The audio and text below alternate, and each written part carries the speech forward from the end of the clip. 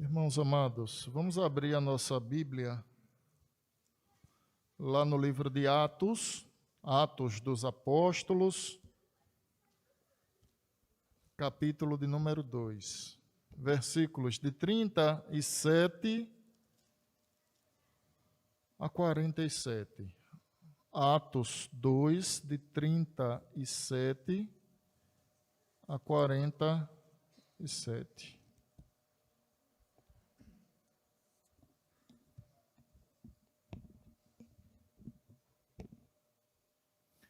Nós vamos orar. Depois da oração, estaremos então refletindo nesses versículos bíblicos, nessa passagem.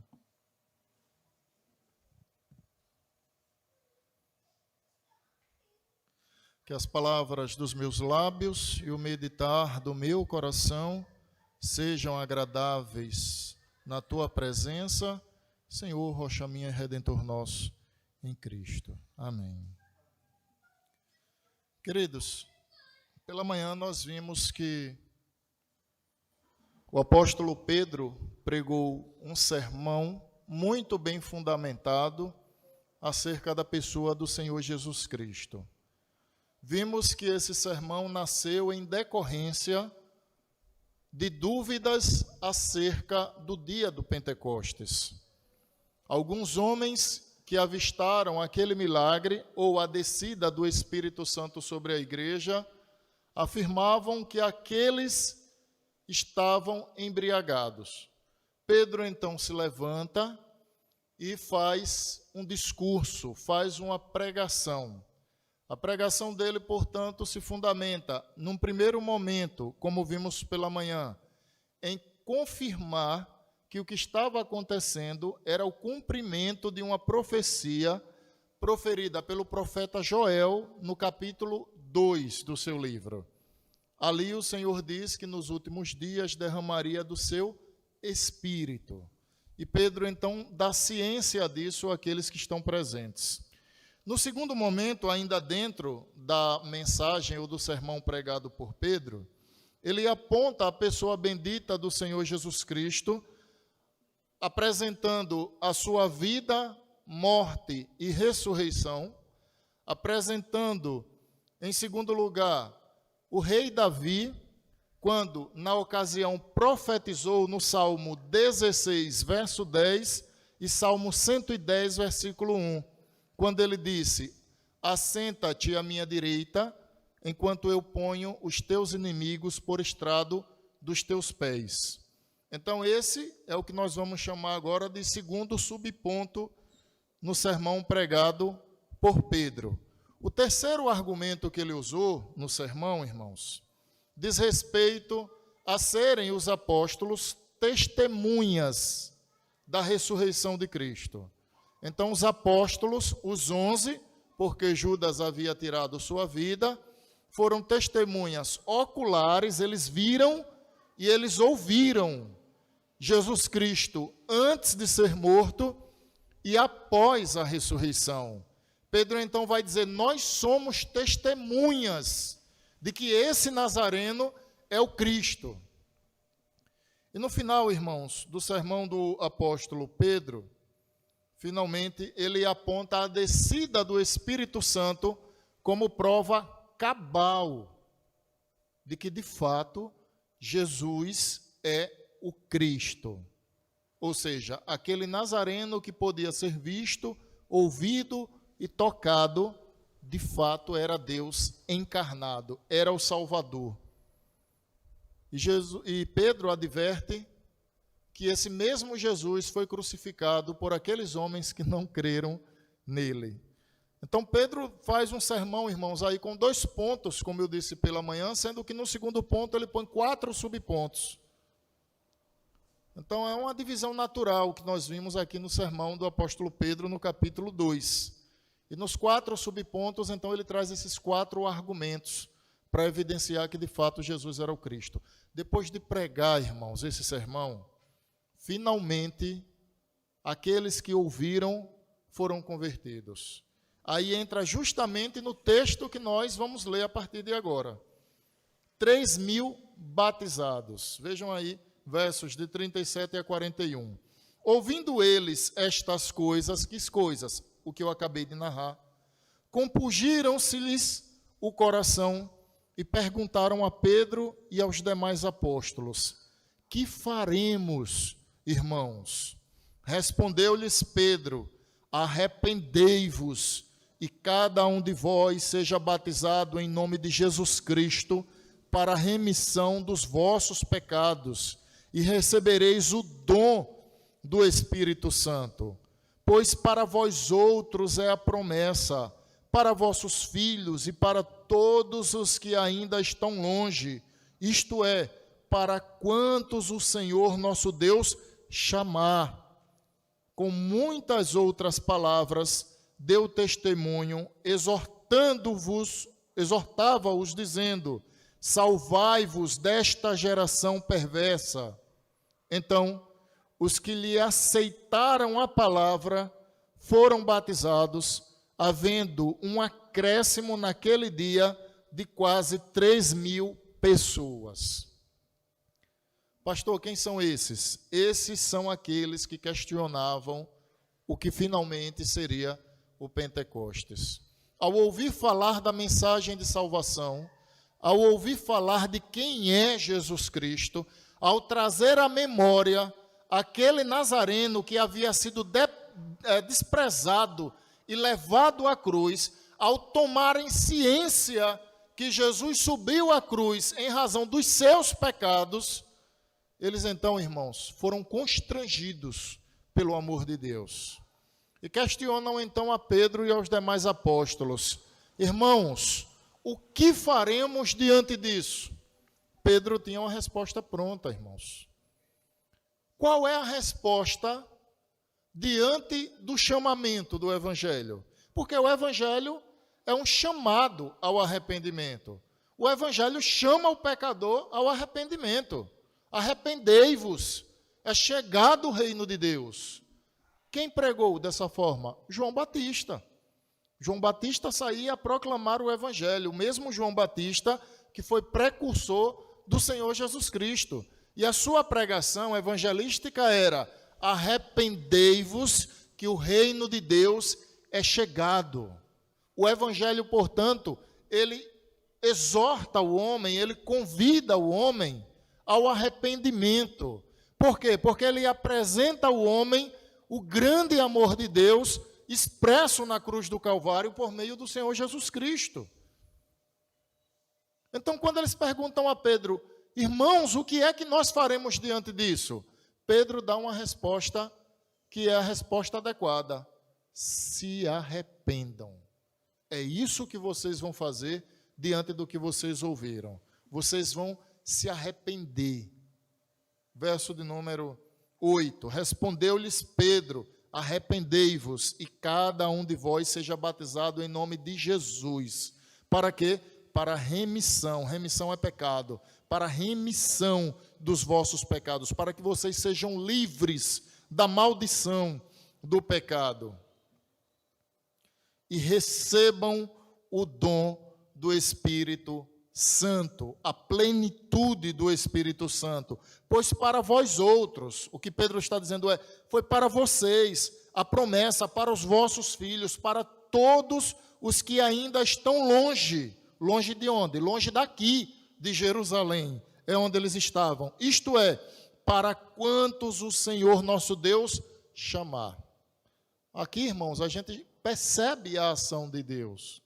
Porque nessas poucas palavras que foram mencionadas até então, a gente percebe, primeiro, que o Evangelho constrange o homem, porque demonstra ao homem quem ele é.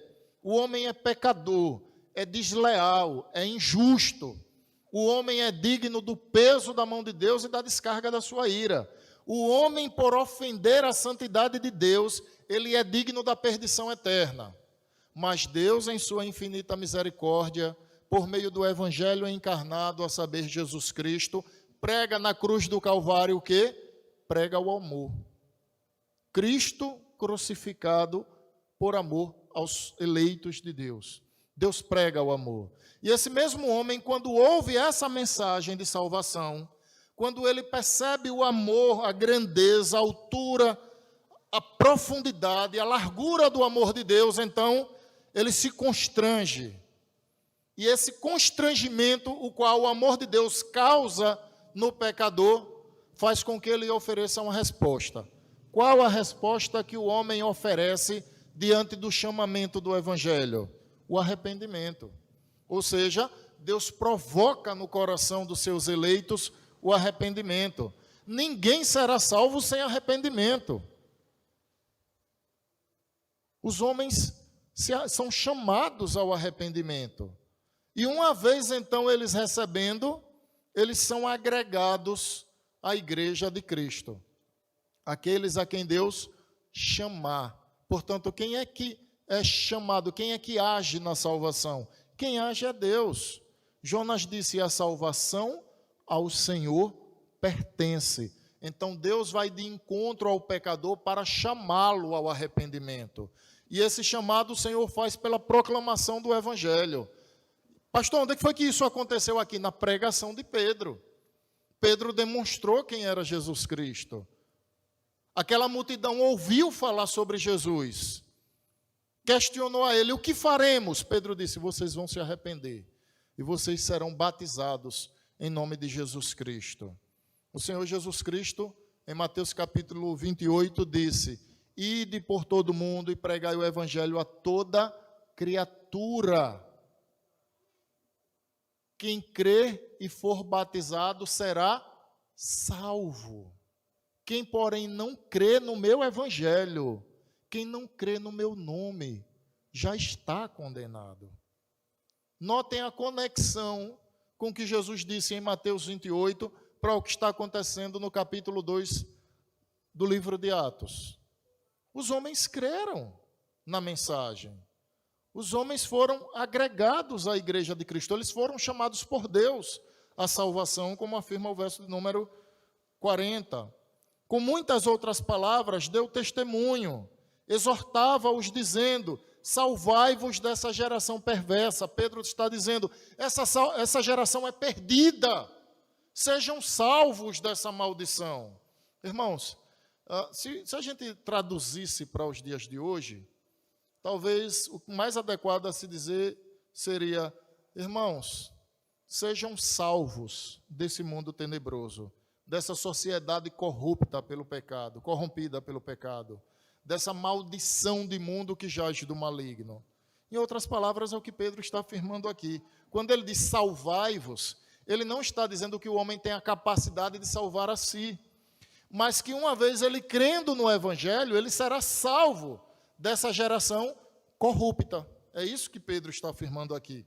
Então, verso 41, então, os que lhe aceitaram a palavra, ou seja, os que creram na palavra pregada por Pedro, os que observaram aquilo que ele orientou, então, verso de número 41, foram batizados, havendo um acréscimo naquele dia de quase 3.000 pessoas. Pronto. Essa foi uma grande maravilha que o Senhor operou em Jerusalém, quando converteu aproximadamente 3.000 pessoas naquele dia. Qual é o aprendizado que nós tiramos daqui até esse momento, irmãos? Amados, vejam só. O instrumento que nós temos é a espada do Espírito, é a palavra de Deus, para anunciar aos perdidos. A igreja ela não deve se constranger de pregar o Evangelho. Ainda que os homens zombem do Evangelho, escarneçam de nós, ainda que sejamos desprezados por esse mundo em razão do Evangelho. Paulo escreveu: eu não me envergonho do Evangelho, porque o Evangelho é poder de Deus para a salvação do homem. Nós precisamos nos envergonhar do nosso pecado, não do Evangelho. O Evangelho ele é poderoso para penetrar o coração do homem e para convertê-lo. Mas aqui cabe uma pergunta que inclusive é bíblica. Como ouvirão, se não há quem pregue? Logo, o evangelho precisa ser pregado. E como pregarão, se não há quem envie? Ou seja, nós fomos comissionados, nós fomos enviados a esse mundo, ou somos enviados justamente para tornar Cristo conhecido àqueles que estão conosco. Pastor, eu estou sendo enviado para onde? Talvez você queira me perguntar. Eu vou lhe dizer. Sabe para onde é que você está sendo enviado? Sabe qual é o destino que você vai pregar o evangelho? O lugar que você chegar quando sair daqui. Pastor, mas eu vou para minha casa. Pronto. É para lá que Deus está te enviando para que o evangelho seja visto em sua vida. Para que as pessoas que convivem com você percebam que você não é mais aquele que eles conviveram ao longo de toda a história. Para que eles olhem para você e digam, não é mais ela.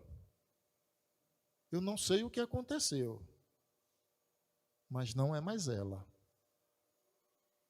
Agora eu conheço outra pessoa. Agora eu conheço um outro homem. Não é mais aquele ou aquela que eu conheci. E finalmente, irmãos, eles sejam despertados e cheguem ao pleno conhecimento de que de fato não é mais você, mas é Cristo vivendo em você. Por isso que as suas respostas não serão mais as mesmas. A sua forma de pensar não será mais a mesma. As suas reações não são mais a mesma. Por isso que agora há um ser superior a quem você ama mais que você mesmo. Então nós estamos sendo enviados aos nossos lares, nós estamos sendo enviados aos nossos trabalhos. Deus tem enviado, por exemplo, pessoas que precisam dos seus serviços, clientes são enviados a você. A gente precisa olhar as coisas, irmãos, com um olhar espiritual. Não é espiritualizar as coisas. Mas as Escrituras dizem, preguem o Evangelho em tempo e em fora de tempo. Ou seja, qual é o momento de pregar o Evangelho? Todo o tempo que Deus lhe der. Pregue. O Senhor tem nos dado a oportunidade de semear as boas novas à vida das pessoas. Essa mensagem, irmãos, mensagem me refiro a essa aplicação que eu estou fazendo, parece que está um tanto quanto decadente. Não que a mensagem não tenha poder, mas que parece que ao passo que o tempo vai passando, a igreja vai perdendo o interesse. Não me refiro a Pipse apenas, estou me referindo à igreja de modo geral. A igreja vai perdendo o interesse de fazer Cristo conhecido. A missão precípua da nossa vida é fazer Cristo conhecido. Nós fomos chamados para isso. Deus te chamou à salvação para proclamar as virtudes do seu santo amor. Pastor, mas se eu for zombado e escarnecido, deixa eu consolar o seu coração. Eu vou te dar uma palavra que uma vez eu ouvi uma pregação em um momento muito difícil que eu estava passando como pastor. Quando estava plantando um campo missionário e ninguém se convertia. Pregava, estudava, pregava, mas ninguém se convertia. Aí um dia eu ouvi uma mensagem e o pastor disse bem assim, Russell Shedd, os eleitos crerão. 6 meses depois dessa mensagem, tinham 10 convertidos na igreja.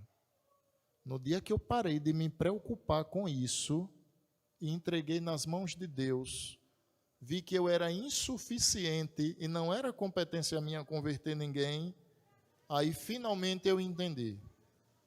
Quem converte é o Espírito Santo. O que eu preciso fazer é a mensagem chegar. Pedro pregou. Pedro não estava calculando. quantos iriam se converter? Pedro falou a verdade do Evangelho. Pastor, e quem converteu? Quem estava por trás de tudo aquilo, irmãos? O Espírito Santo. Quem converte é o Espírito Santo, é o Espírito de Cristo. Mas quem faz a mensagem chegar ao ouvido do pecador sou eu e você. Então não canse, nas oportunidades que você tiver, faça esse santo evangelho chegar, irmãos. Deus tem nos dado oportunidades e às vezes a gente passa até despercebido. Hoje pela manhã eu quase choro. Semana passada, em um domingo, chegou uma senhora, sentou ali onde está o diácono Manuel Messias, me chamou, disse: pastor, eu gostaria que o senhor orasse por mim. Aí eu respondi a ela: dá para ser depois do culto? Ela disse: tudo bem, pastor. E aí os irmãos sabem, quando termina o culto, às vezes a gente nem se cumprimenta, né? E um sai, outro sai, e quando eu me dei conta, a senhora já tinha ido embora. Hoje eu estou estudando no gabinete, e quando saio ali, aí olho para ela, aí penso assim: chame ela para orar agora. Eu pensei, eu disse: eu vou chamá-la para orar agora. Porque domingo passado ela me pediu uma oração, e tem 7 dias que ela está esperando essa oração. A senhora pode orar conosco? Convidei, foi orar comigo e o presbítero Amós. Ela disse: pastor, eu perdi 2 filhos. Um deles assassinado. Ela estava exausta, sofrendo, sangrando. Nós oramos e depois eu fiquei pensando: meu Deus, como a gente é falho. Essa oração poderia ter sido feita na semana passada. E o miserável pecador como eu, falhei. A oportunidade de orar por ela foi na semana passada. Mas Deus é tão generoso que oportunizou hoje também.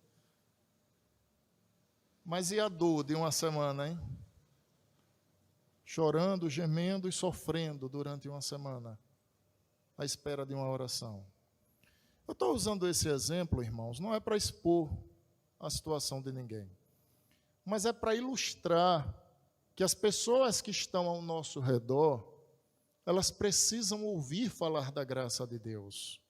E nós somos essa ponte, nós somos essa via que conduz essa graça que recebemos à vida delas. Então, se Deus tem te oportunizado manifestar essa graça, não alongue esse negócio. Faça logo o que você sabe que deve fazer. Segunda parte do texto, amados, versos de 42 a 47. Aqui nós temos uma passagem que fala então sobre como vivia a igreja primitiva.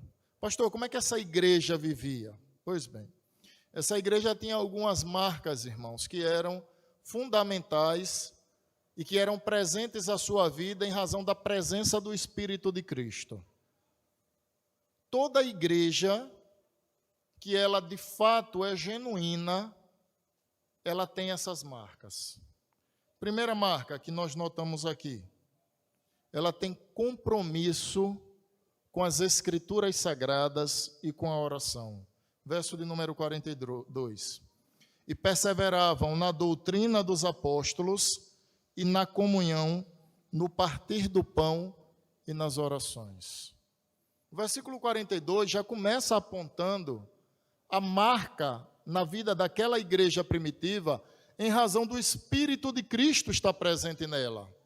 Ora, se a igreja é uma comunidade de pecadores redimidos, esses pecadores por si só não têm a capacidade de serem santos.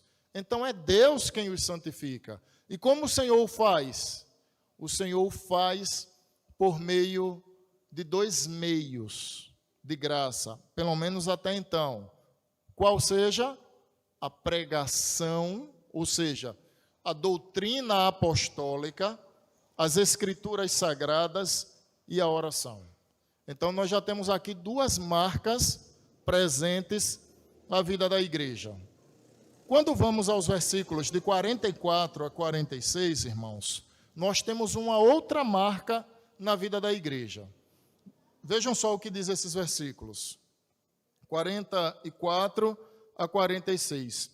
Todos os que creram estavam juntos e tinham tudo em comum. Vendiam as suas propriedades e bens, distribuindo o produto entre todos, à medida que alguém tinha necessidade. Diariamente perseveravam unânimes no templo, partiam pão de casa em casa e tomavam as suas refeições com alegria e singeleza de coração. Nós temos uma segunda marca na vida dessa igreja. Qual, pastor? A comunhão. Portanto, nós temos aqui já 3 marcas na vida de uma igreja que é cheia da presença do Espírito de Cristo. Essa igreja, ela tem vínculo direto com as Escrituras, com a oração e com a comunhão. Aqui eu quero abrir um parêntese para alertar aqueles que costumam tratar a igreja como se fosse um clube social. Tratar a igreja como se a igreja fosse qualquer coisa. Meu santo, se você não tem comunhão com a igreja de Cristo, você não tem comunhão com Cristo. Como é, pastor? Deixa eu dar um exemplo claro. Se alguém não tem comunhão com a sua esposa, se alguém não tem comunhão com o seu marido, tem comunhão com você?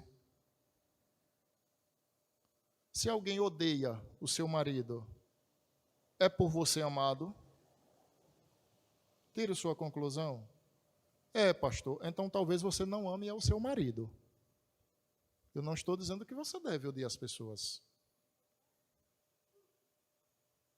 Como você não tem comunhão com a noiva de Cristo e acha que tem comunhão com o noivo dessa noiva? De onde foi que você tirou essa ideia? Quem não tem comunhão com a igreja de Cristo, não tem comunhão com Cristo. É simples, irmãos. Qual era a marca na vida da igreja aqui? Eles partiam pão de casa em casa, tudo era comum entre eles. Eu já expliquei aos irmãos em outra pregação. Eles tinham uma expectativa de que Jesus Cristo voltaria logo. Então, na cabeça deles, Jesus não ia levar 100 anos para voltar. Eles entendiam que Jesus poderia voltar no mês que vem. Eles entendiam que Jesus poderia voltar no ano que vem. Então, eles não acumulavam nada, eles viviam em fraternidade e em amor, era um amor sincero. Eles, de fato, viam aqueles que eram transformados pelo Evangelho como irmãos, irmãos em Cristo. Eles se viam como sendo da mesma família. E, de fato, eram. De que família? Da família celestial.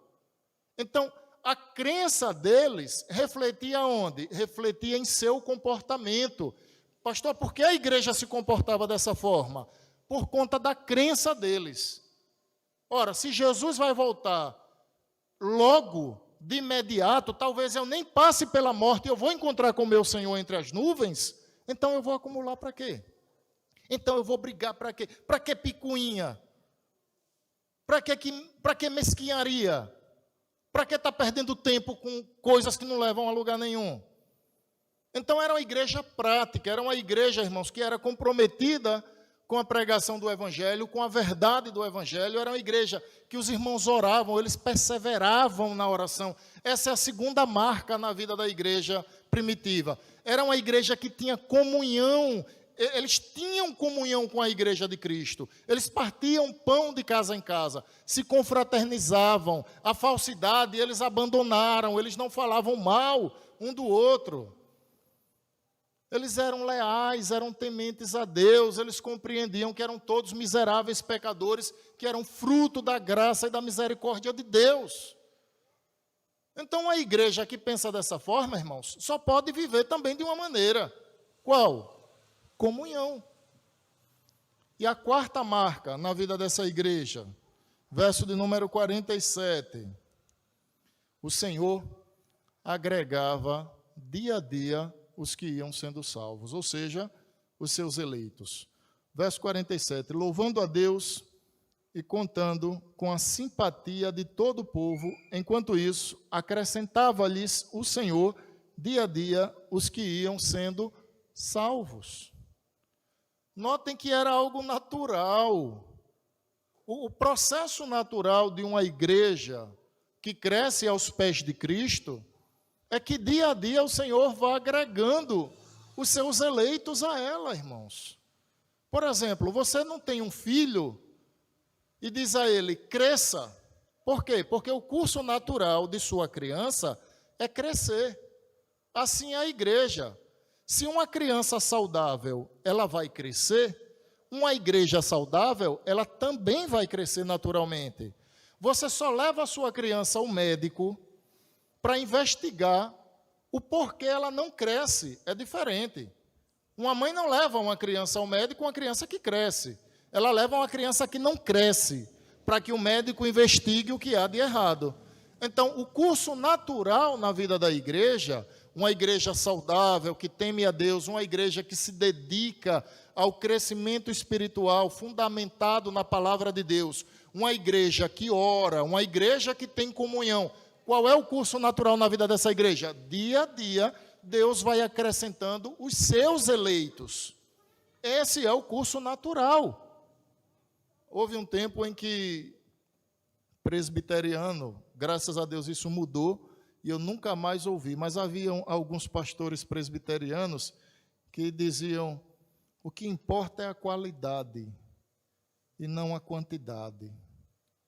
Irmãos, essa é uma desculpa pífia para justificar a nossa inoperância enquanto igreja. É claro que a qualidade da pregação é fundamental, mas você já viu alguma qualidade que não produz quantidade? Porque se a igreja ela é sadia, naturalmente essa igreja vai crescer. Ela vai crescer espiritualmente, ela vai crescer em comunhão, ela vai crescer no partir do pão, essa igreja vai crescer no conhecimento da verdade de Deus, ela vai crescer em oração, essa igreja vai crescer quantitativamente. Então a qualidade ela vai produzir a quantidade. Eu não estou falando de uma quantidade explosiva, eu estou falando de um crescimento natural. Ela vai crescer naturalmente. Você olha a igreja primitiva e você percebe isso. Os crentes tinham uma perspectiva de mundo, de vida, diferente da que nós temos hoje. Eles criam no Senhor Jesus Cristo, eles viviam como quem esperava a volta do Senhor Jesus Cristo, coisa que não fazemos hoje. Eles temiam ao Senhor, se confraternizavam, tinham comunhão, se dedicavam à doutrina, aos ensinamentos dos apóstolos, e eles oravam muito. Consequência, dia a dia, o Senhor ia acrescentando os seus eleitos à vida daquela igreja. Amados, nós precisamos copiar essa igreja. Nós precisamos suplicar a Deus para que sejamos um rebanho cheio do Espírito de Cristo. Porque quanto mais cheios do Espírito de Cristo, mais vazios de nós seremos. E não há benefício maior na vida de uma igreja que homens e mulheres vazios de si. Nós não precisamos de pessoas cheias de si. Nós devemos rogar a Deus pessoas cheias do Espírito Santo, cheias da graça de Deus, para que o mundo olhe e aconteça o que aconteceu aqui também. Eles contavam com a simpatia dos de fora. O que é que isso significa? Que eles compactuavam com o pecado? Naturalmente que não. Isso significa que os de fora olhavam para a igreja e enxergavam uma profunda coerência entre a fé e a prática, entre aquele Senhor que eles pregavam e a vivência e comunhão que eles tinham com aquele Senhor. Meu irmão, você não pode ser crente fora da igreja. Se a sua fé tem esfriado, dobre seus joelhos, peça perdão a Deus e rogue que Ele quebrante o seu coração. Mas não existe crente fora da igreja. É claro que eu não estou dizendo que o Senhor não pode fazer um trabalho extraordinário. Nós sabemos que, segundo a confissão de fé, há algumas situações que o Senhor salva de modo extraordinário, ou seja, apenas pelo chamado interno da palavra. Isso se aplica, por exemplo, às pessoas que são incapazes de responder ao chamado da salvação. É óbvio.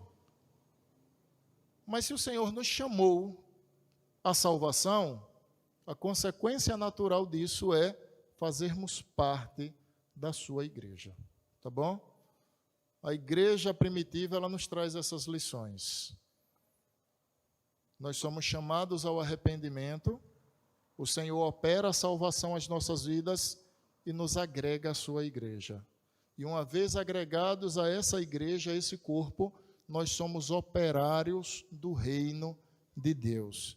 E como operários, vivemos para a glória de Cristo e para anunciar as boas novas daquele que nos chamou.